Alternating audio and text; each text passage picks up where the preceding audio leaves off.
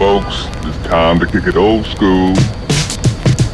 So you can feel cool. Give it to me, baby. Baby. Yeah.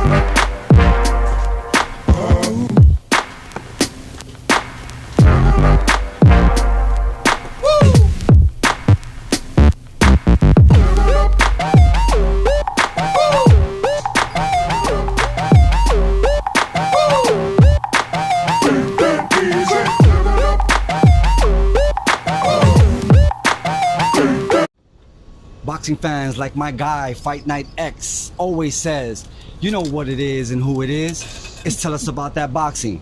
And with me, once again, I have, but with a new title, WBC Interim Featherweight Champion, Shu Shu Carrington. First and foremost, we know what type of whirlwind active life should be as of today after your title winning performance. So we appreciate the time you're giving us this morning. Appreciate it. Thank Appreciate you for being here. Thank you. So, on the verge of this title win, we're gonna go back to the beginning. Of course, talk to us about your amateur career and what stands out for you in that time. Man, you know, my amateur career was pretty extensive. I have over 280 fights, 286 to be exact. In that time, I've had a lot of experience fighting overseas, getting a lot of, international work, high level, training with being with the USA team. I was the alternate for the 2016 Olympic team. I was this close to actually going to Tokyo for the 2020 team, but COVID messed up my qualifications, so I wasn't able to go. There's a lot that I've been able to go through, but I think the biggest thing that I can take away in my best experience from the amateurs was the Olympic trials in 2019. I really dug deep and really saw that I have a certain mentality of put everything in and you would get everything out, and it was always like you would have to kill me in the ring to be able to beat me type of thing mentality, and I didn't always have that. You know what I'm saying? To be honest, I felt like, there was a time when, obviously when me and you were doing our thing with our interviews when I was a kid, I had supreme confidence, right? But then I think when I started to become more aware of myself as a teenager, I started to lose confidence, and I started to second guess myself, all in building that doubt, and I wasn't the same guy for a long period of time, and I just wasn't putting as much work in, and then the results wasn't coming in, and I really started to even entertain, hanging it up. Honestly, back in 2018, I was thinking about wow, I didn't know not that. I was thinking about just quitting, just things just weren't going my way inside of boxing and outside of boxing, so it wasn't the best, but I prayed a lot and I prevailed, and I've become, stronger since. And, I think that because the things that I went through on my amateur experience, it kind of just propelled me into going into the pros with this momentum. Speaking of the disappointment, at what point did you realize, or did you reach a goal that erased any disappointment that you may have had in yourself? I think the Olympic trials. It was really for me to prove myself, because in that tournament, I had to fight the best of the best, and that's where I really get to see who I really was. There was a lot of fights that I had lost in the amateurs, but I would lose to them. I would lose by split decision to tough guys when I'm barely even training. My dad used to kind of tell me, yo, bro, you're getting frustrated with yourself and you're not getting results you get because you're not taking it serious. You're not surrendering to the sport of boxing. You're truly not working out 3 times a day. You're not, you know, waking up 4 o'clock in the morning to do this. You're not eating right. You're not. So he's pointing all of these things out to me, and I had to learn how to take accountability. And that's something that a lot of people don't like to do because their ego kind of like clouds that for them. But me, like, at the end of the day, my love for boxing and my, you know, crave to be the best overpowered that.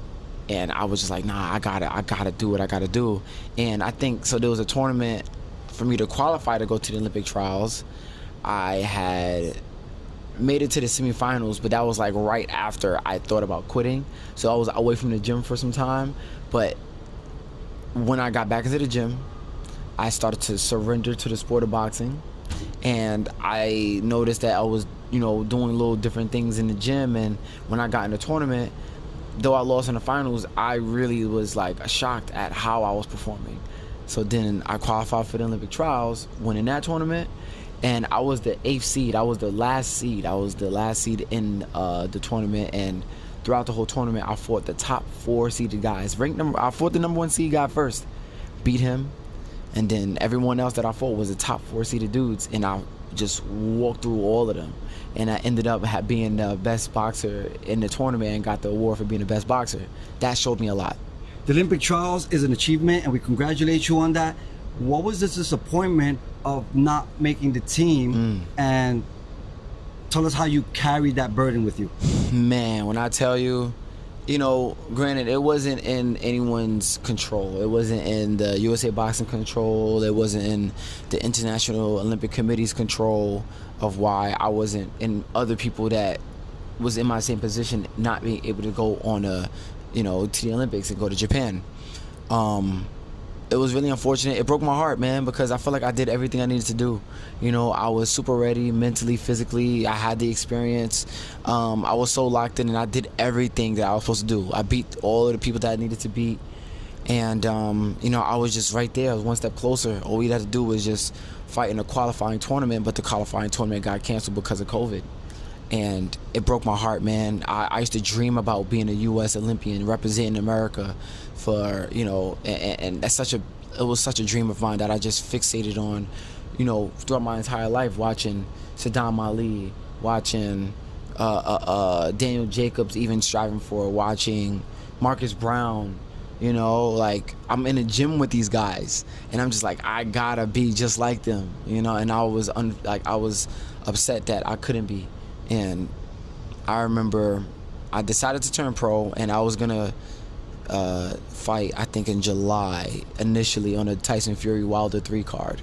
That fight was supposed to be in July in Las Vegas. And that fight got canceled because Fury got COVID. It got pushed back to October. And I'm just sitting back. I remember hearing the horror stories of like fighters being put on the shelves or not fighting for months or years on end because, like, you know, just complications happening. And I'm just like, bro, what if that's happening to me right now? And then I'm sitting back watching the Olympics on TV, seeing all my fellow teammates, opening ceremony, they're having a ball, they're next to LeBron James or whatever, and I'm just crying, bro. Like, I'm sobbing on a couch, and I'm just like, that's supposed to be me right there. I took that energy, man, and I went into my pro debut in October with a vengeance, and I really showed myself, like, yeah, like, I have a new path. The path that God has for me is the one that's meant for me, and we're gonna make the most of it. And I've been taking that energy, you know, all the way up until today. You spoke about guys like Sadam Ali and Daniel Jacobs.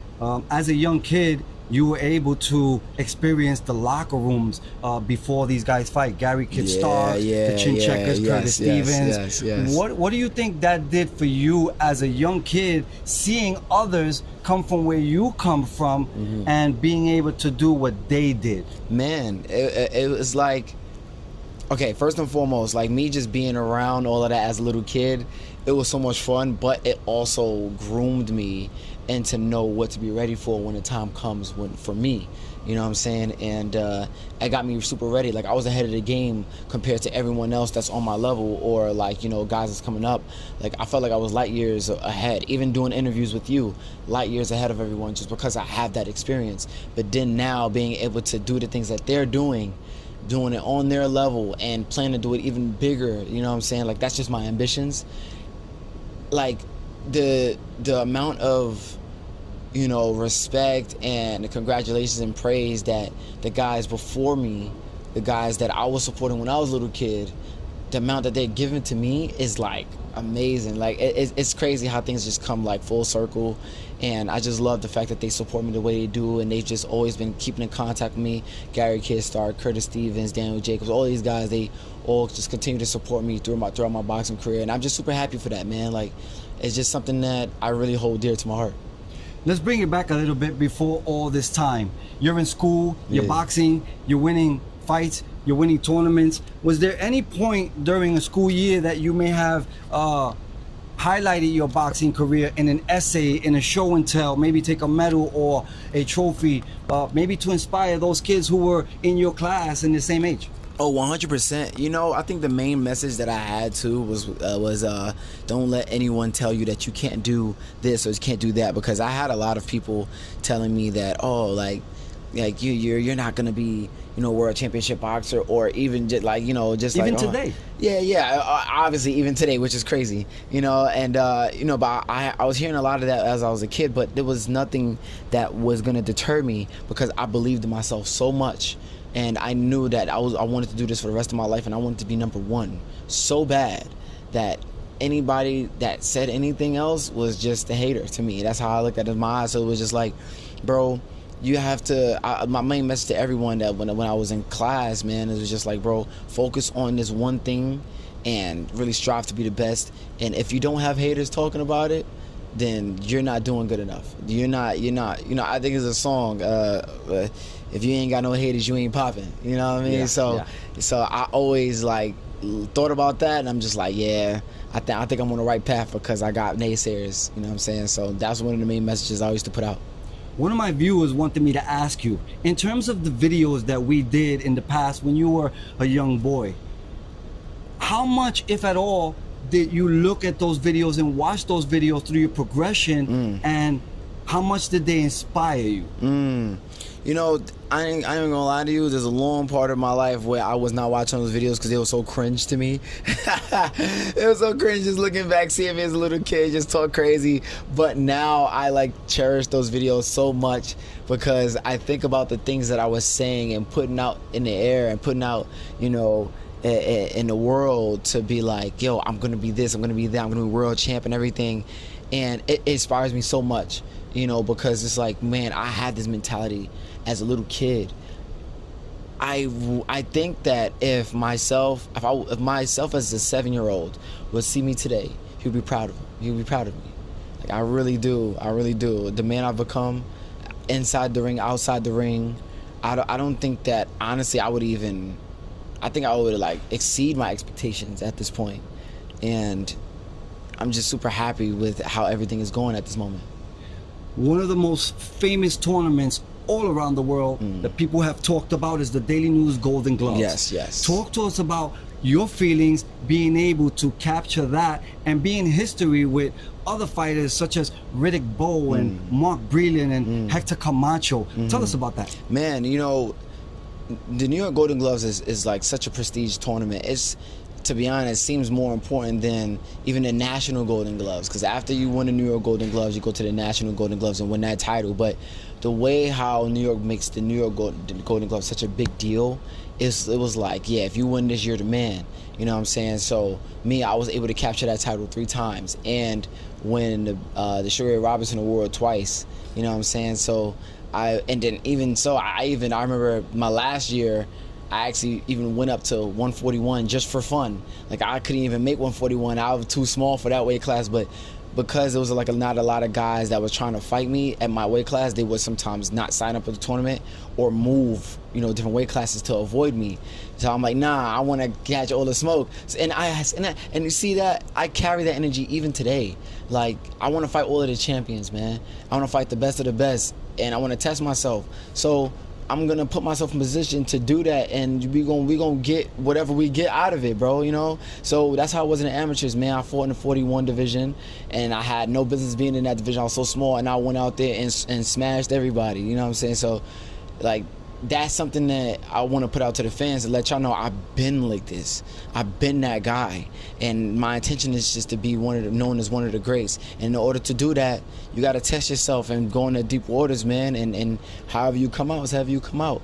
But to be named as, you know, multi-champion amongst the name of Riddick Bowe, Mark Breland, and all of these guys, it's a super honor, man. It's a big honor, and I really hope that I'm, you know, representing New York well.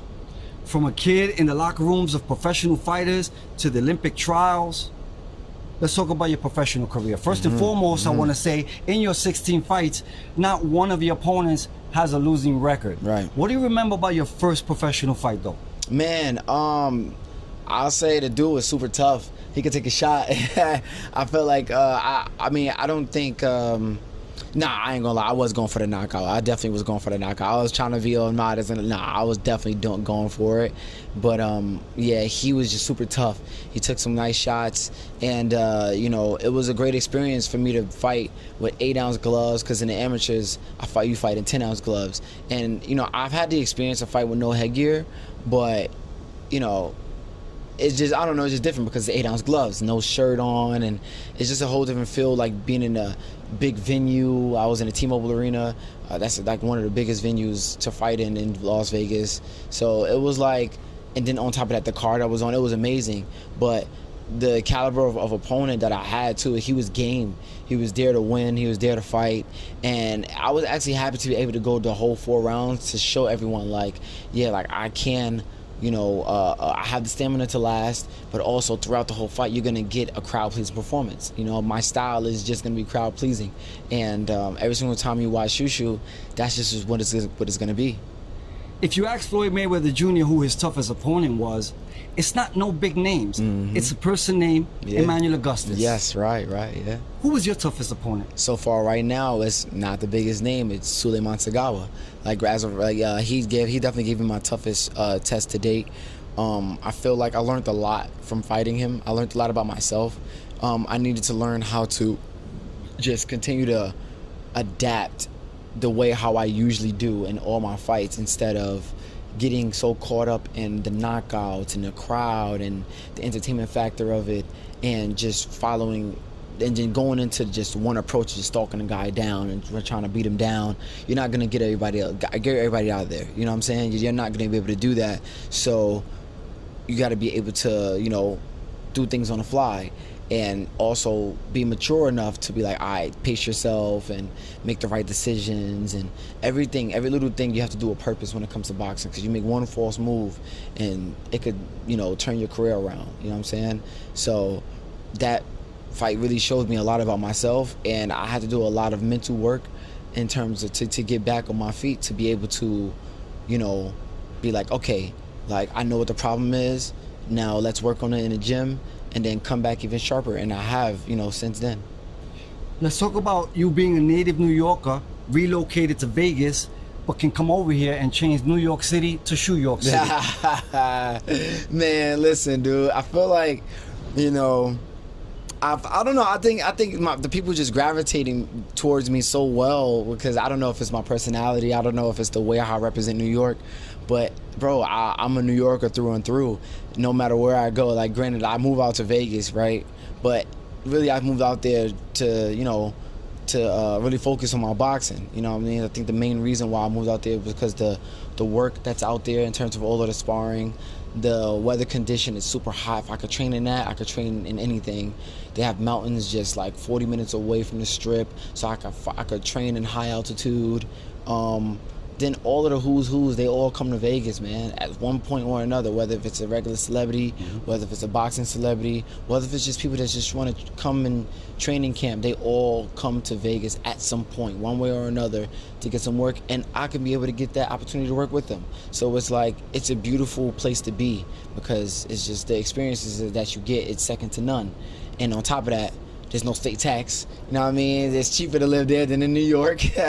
So I love Vegas, man, but I carry New York with me everywhere I go. You know what I'm saying? I'm a New Yorker through and through, and there's nothing you can really say about that. That's why, you know, I ushered in the Shu York City. To be honest, I just kind of threw it out there, right? Just because I just thought it sounded cool with the Shu and new rhyming, and then just obviously adding New York City. It works.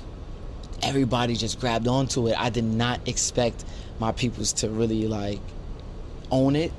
And every time they see me, it's New York City, yo, I love it, man. Like, it puts a smile on my face every single time, and I just thank y'all so much for that. Throughout your career, you've made trips to the theater of Madison Square Garden, 7 times to be exact. Yeah. Talk to us about those journeys ending there where you won your 3 Golden Glove titles. Man, you know, my journeys, basically, Madison Square Garden is my home at this point now. You know what I'm saying? I've done so much footwork in Madison Square Garden, whether if it's going to fights or being in fights. And then me making my mark in the Golden Gloves as a New Yorker. Then now me fighting 7 times in New York. Most of my fights that I've had out in the Garden as a pro, I've gotten knockouts. You know, just giving crowd-pleasing performances is just something that I really hold dear to my heart.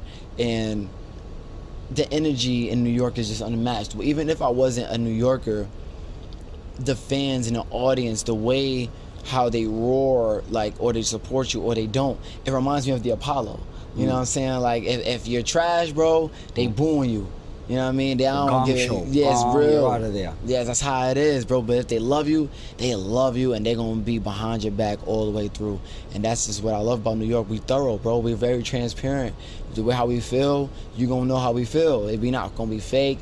We're gonna let you know how rude we are. All of that. It's just so real, and it's just something that is very authentic and something that I really connect with.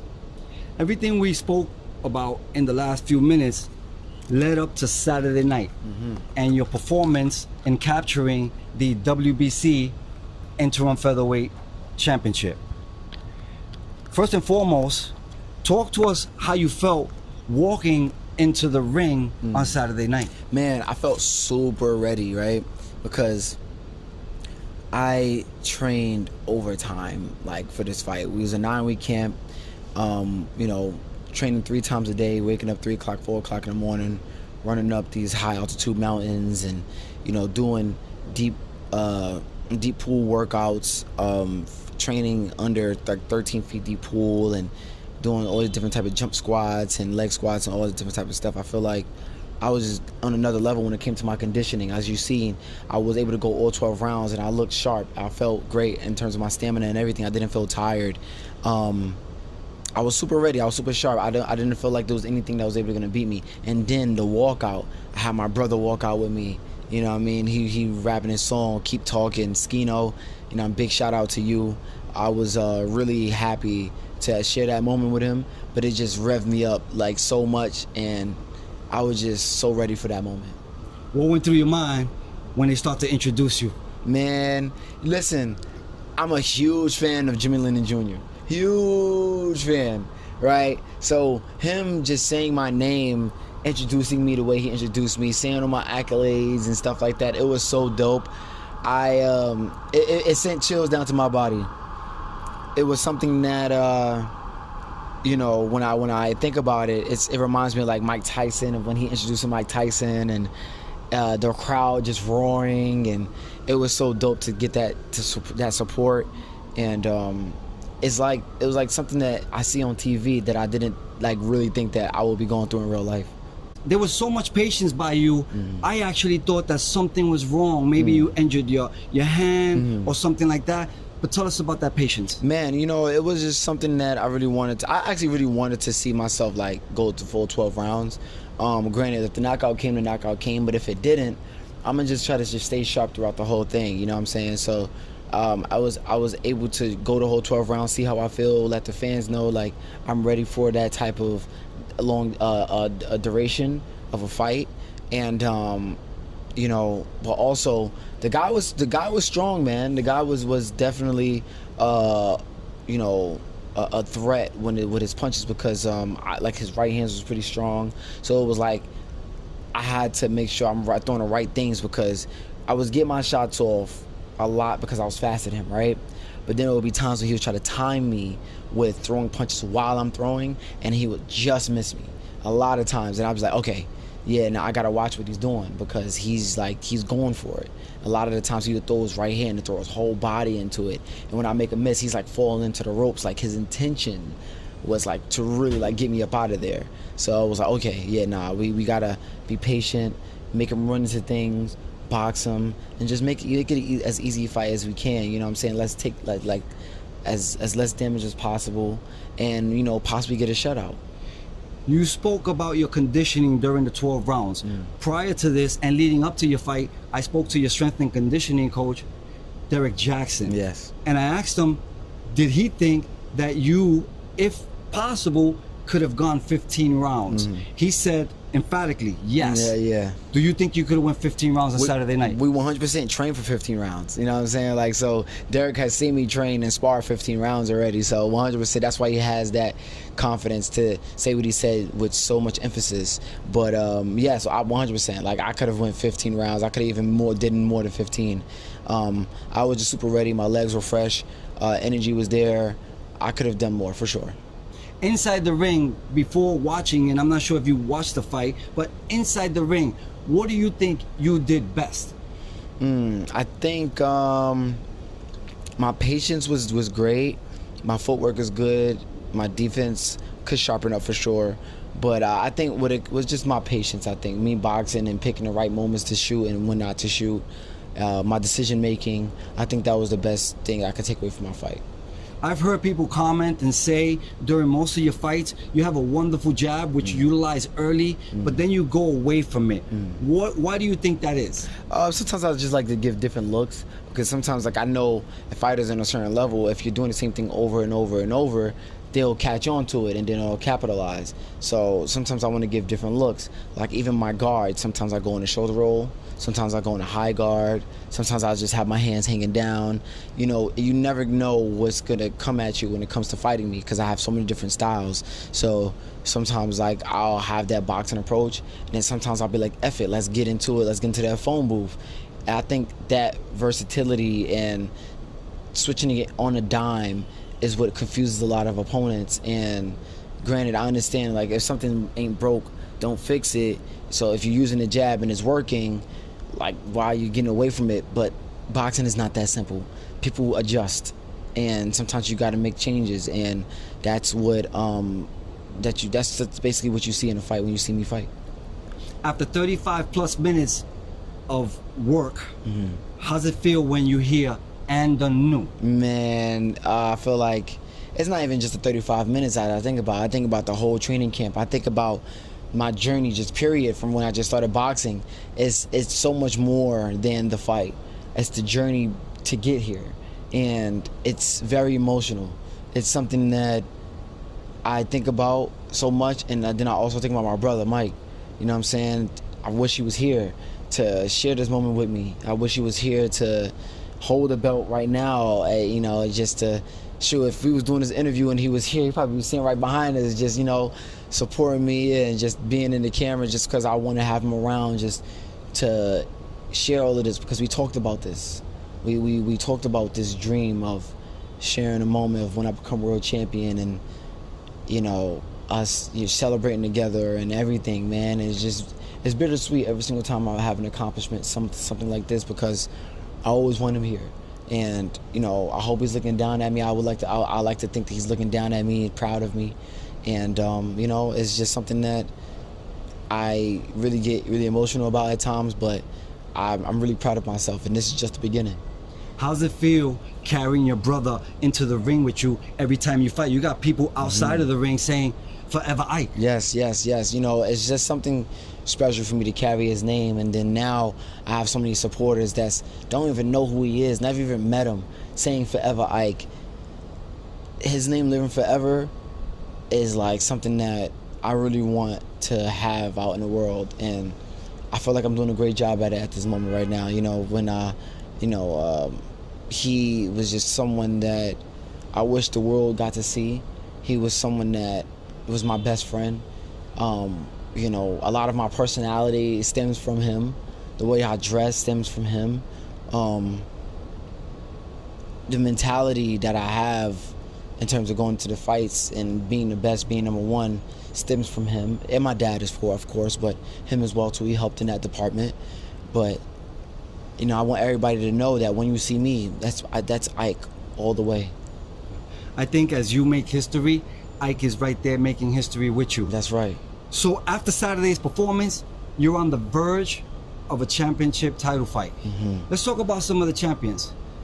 We got the IBF champion, Angelo Leo.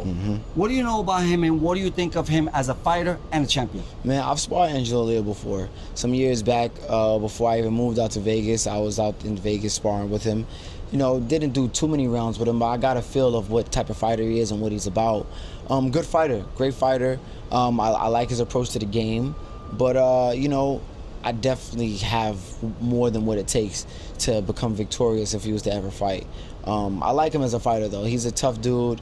You know, he has a lot of experience. He's fought guys like Stephen Fulton. Obviously got the knockout over Fernando Lopez. Very, very impressive win. You know, I feel like at this moment right now, he is on a great momentum, and I would love to get in the ring with him as well. And I feel like when the time is right, it'll happen. But you know, I definitely do have more of an interest to fight other champions in the division. Speaking of other champions in the division, an interested spectator was in the house on Saturday night. WBO featherweight champion Rafael Espinoza, and you pointed, looked, and had some words for him. Definitely. Tell us about that. Listen, I'm just a direct guy. You know what I'm saying? Like, a lot of people might not like it, but it is what it is. I could care less. I'm not gonna stop being who I am just because it makes you uncomfortable. But you know, when I saw him in a crowd, you know, I doubt he's ever been to New York. And so the reason why he came, you know, he obviously felt like he came to size me up, but also I felt like he came to get some attention. There was no way that you're gonna be there at my fight and not, you know, get my attention. So I'm gonna give you the attention that you want, and that's why I singled him out and I called him out. I don't understand what this whole narrative is like, is what people saying like, oh, you're not calling out Espinoza, whatever. What the heck? I've been calling him out ever since he fought Robeisy Ramirez. I was on a broadcast doing a commentary when he fought Chirino after he fought Robeisy Ramirez the first time, and I was always just saying like, yo, I want to chop that tree down, you know what I'm saying? And people forget that real quick, but I've been calling him out, bro, but I stopped really saying much because we talked to his team and they just said they weren't interested in fighting. So I'm like, okay, I have other options. Let me put my focus on other people like Stephen Fulton, Nick Ball. So I stopped saying his name for a little while. They're gonna try to make him like the boogeyman of the division or whatever. Like, bro, like now you're like kind of like, you know, you're testing my character at this point now. You know what I'm saying? Right. Like, you're making it seem like I'm not, you know, calling this dude out like I'm scared or whatever. All right, now I'm probably doing something that he probably didn't even want me to do, and that's put my focus all on him, pointing him out in front of a whole crowd. He probably didn't even want me to do that. He probably didn't even want all that attention because he didn't want me to like be focused in on him. But now I am, and now what y'all gonna do about it? What y'all gonna do about it? Exactly. You mentioned Nick Ball. Outside of speaking about negotiations and what didn't happen, the WBA champ. Talk to us about him as a fighter and a champion. I genuinely believe that he should be the unified world champion. He should be a unified world champion in the featherweight division because I felt like he beat Ray Vargas when they fought. Granted, I think that fight ended in a draw, and then obviously he beat Raymond Ford, you know, some months after that to get the WBA title. I feel like he should be WBA champion, and I have a lot of respect for him. You know, the way he fights. I feel like it's always a joy to watch a small guy beat up on a bigger guy. It's just cool to see. But the way he fights with his heart on his sleeve, bro, and it's very entertaining.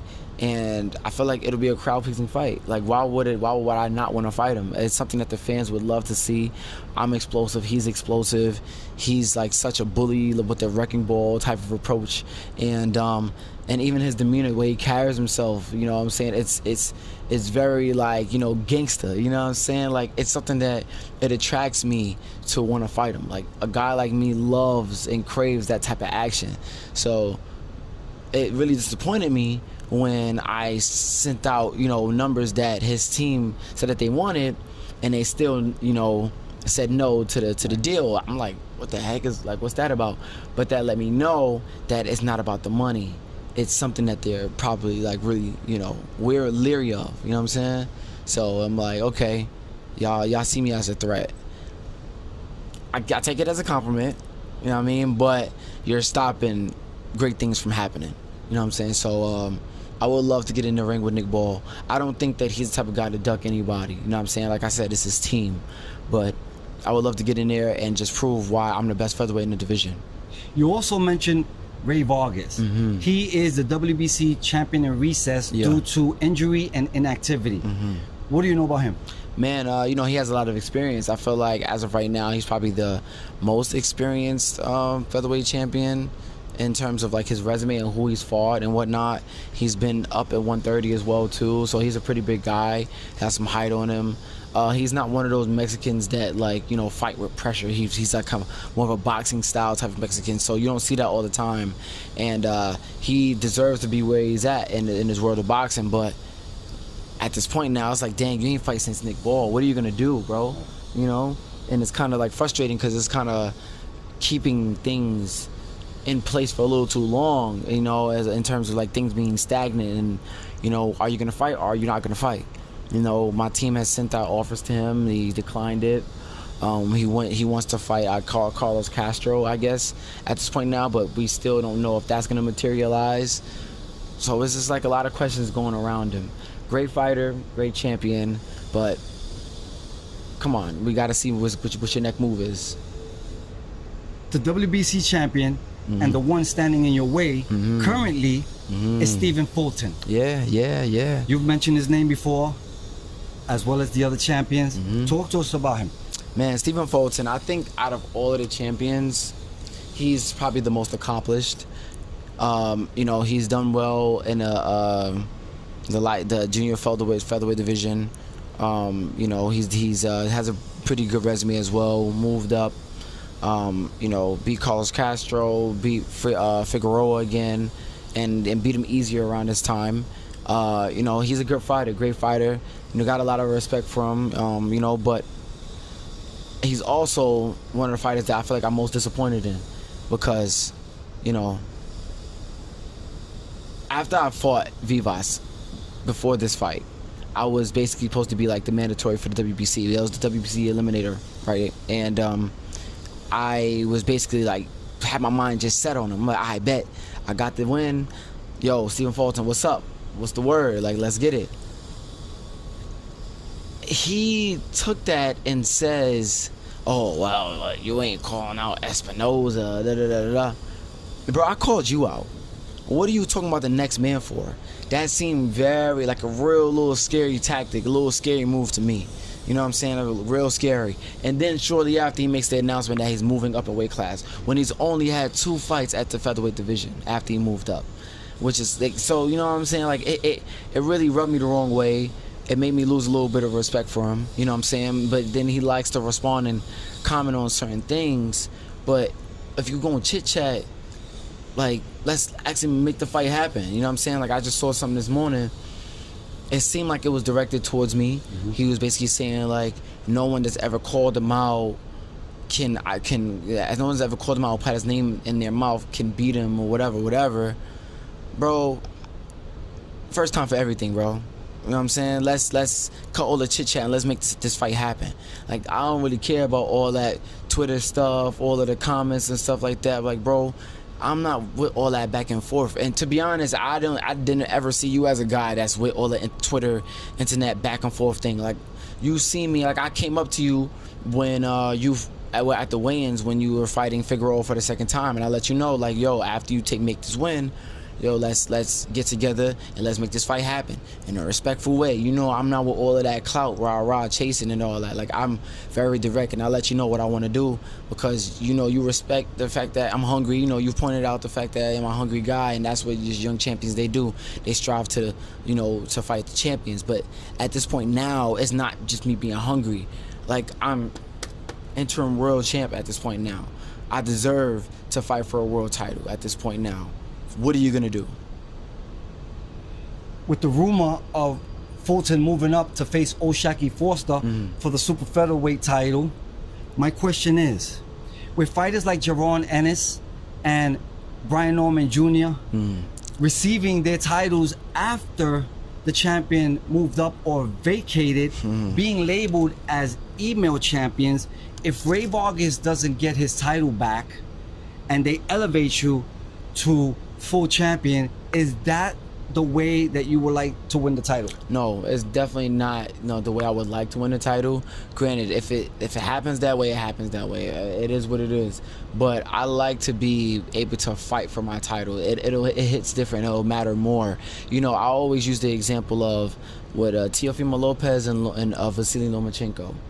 The way how Teofimo Lopez became world champion, granted, like he did, forget Teofimo Lopez. Let me not use him for example. I'm going to use Devin Haney. Teofimo Lopez, he at least fought Richard Comey to get the world title and then fought for the, undisputed title, for the undisputed world championship. But if you look at both of those guys, or even Kambosos, Lomachenko, he got his belt one by one. So if he would have gotten the undisputed title, if he was beat Teofimo Lopez, he would have been like so respected. It carries much more weight than if Teofimo loses to Kambosos and then boom, he gets the undisputed title. You don't really look at it as like, dang, like he's the best. You know what I'm saying? Like it's just that he beat the guy that had all the belts. Now he has all the belts. But look at how Kambosos' career has been since then. No disrespect to him, but it's just like everybody that's on a certain level, he just wasn't able to get past him. So it's like, dang, granted he was undisputed champion, but did he really go through all of the hurdles and jumps and obstacles to get there like Lomachenko did, to where it would have like really mattered? You know what I'm saying? Right. So yeah, I would rather fight for a title than for it to just be handed to me as an elevated champion. Speaking of titles, if you had your way and the guys that we just spoke about are still champions, in what order would you put them into face? I would love to face, if I had it my way. Your way. Your order. I would love to face Stephen Fulton, Nick Ball, Rafael Espinoza, and then Angelo Leo. Why Angelo Leo last? I don't know. I think just the interest of me fighting him is not the biggest, because the style and the hype behind me and Stephen Fulton would be super huge. It's New York fighting Philly. It'll be a crazy Northeast fight, and I feel like it will go crazy for the boxing fans because of our styles, right? Then you have Nick Ball. I think that would probably be the most lucrative fight that'll be made. And then it's the UK versus USA, UK versus New York, however you want to put it. Our styles as well. It'll go crazy. Rafael Espinoza, he's the anomaly of a guy. He's basically the Fedora of the featherweights. You know what I'm saying? And his height and his frame and then the way he fights, I feel like that will like really draw a lot of attention. I feel like the Angelo Leo fight would draw the least amount of attention and hype behind the fight, and that's just why I would have it last. Champ, we know you got a lot going on after your championship win on Saturday. Yes, sir. We don't want to take up too much of your time. Let's talk about you coming over to the Cops and Kids boxing program. First and foremost, I want to thank you on behalf of everybody involved in the program and Pat Russo. We want to thank you for coming in and spending the time there that you did. And we can't wait for you to return. And let's not wait until then, but when you do return as a champion, and then maybe that parade you spoke about with the mayor of New York City could begin from that location and end up wherever it needs to end up. Talk to us about you giving back.